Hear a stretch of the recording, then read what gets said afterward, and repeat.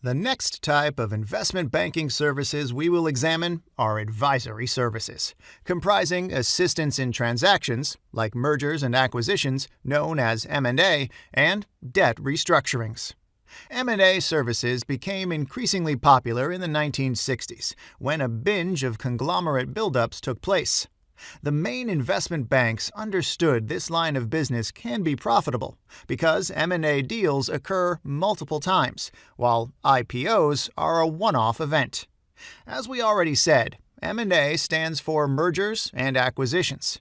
We talk about an acquisition when a company buys another company's shares or assets. We have a merger when the buying company absorbs the target company. The target company ceases to exist after the transaction, and it is merged into the buying company. In every M&A process, there are at least two parties.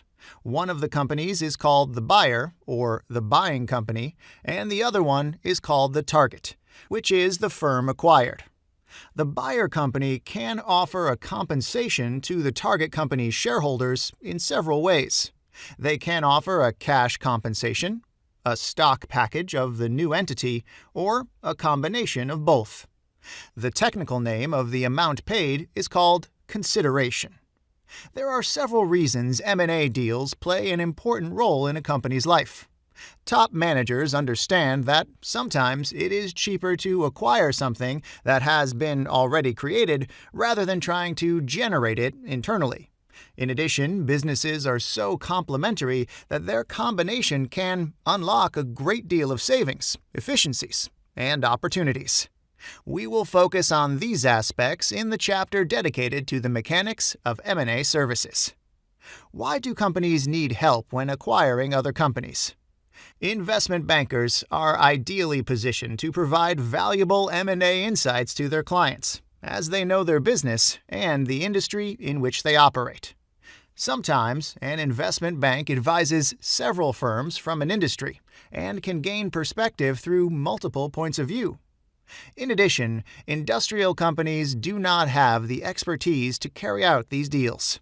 Several technical aspects must be addressed. Issues such as finding bidders or targets, communication with these bidders or targets, acquisition of financial information, negotiation with legal, technical, and financial due diligence advisors can be overwhelming for a company that has carried out very few, if any, M&A deals. Even some of the largest companies lack scale to carry out big deals without hiring an advisor.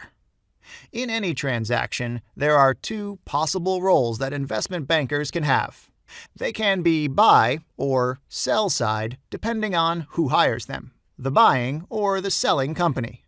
This makes a world of difference. All banks prefer to be on the sell side, as a transaction is likely and commissions are almost guaranteed. Buy-side investors get paid in a more complicated way. They receive a retainer, a fixed amount which covers their costs, and a success fee in case the firm they are advising purchases the target. Buy and sell-side bankers have different tasks. Investment bankers hired by the firm to be sold focus on finding a large number of bidders. They work closely with the company, trying to prepare it for all questions asked by buyers. Sell-side investment bankers provide their valuation of the business and suggest a minimum bidding price. They are also responsible for coordinating the entire sales process and work closely with the advisors of bidding firms. When hired by a buy-side company, investment bankers are mainly responsible for providing strategic advice on whether the target company is attractive and would fit nicely with the buyer's existing business. Buy-side advisors must provide their valuation of the target business and have to estimate the amount of synergies the transaction would generate. One of the crucial factors that determines how successful an M&A deal would be is the price that the buyer pays to the seller. Usually, investment bankers' valuation of the target business has a direct impact on the amount the bidder will pay and on the amount the seller wants to receive. Company valuation plays a crucial role in equity capital markets too. Therefore, later in this course, we will spend a significant portion of time on various valuation techniques. Our goal is to prepare you to the fullest. You will learn how to perform DCF, multiples, and LBO valuations. We'll learn how to value a company once we've covered all investment banking lines of business.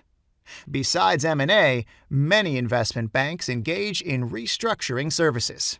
These services are necessary when a firm cannot service its debt and is in danger of going bankrupt.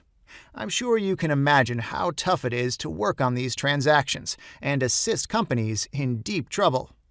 What leads to the distress of a company? Why would a company borrow money it can't repay? Well, the simple answer is that things change, and sometimes unforeseen circumstances can materialize. There can be several reasons. Some companies can have operating difficulties. These are problems with their core business. Or companies can have financial difficulties, situations in which the core business is profitable, but interest payments are having a detrimental effect on cash flows. So, the two main alternatives are a private workout and a formal bankruptcy procedure in court. Most lenders prefer a private workout because it provides them with faster results and a higher recovery rate. Investment bankers play an active role in negotiating with lenders and preparing a recovery business plan. It is their job to ensure the company will have sufficient cash in the first 12 months of the restructuring plan. These are the two main advisory services offered by investment banks today. In our next lesson, we will learn about the trading and brokerage area, the golden goose of investment banking nowadays.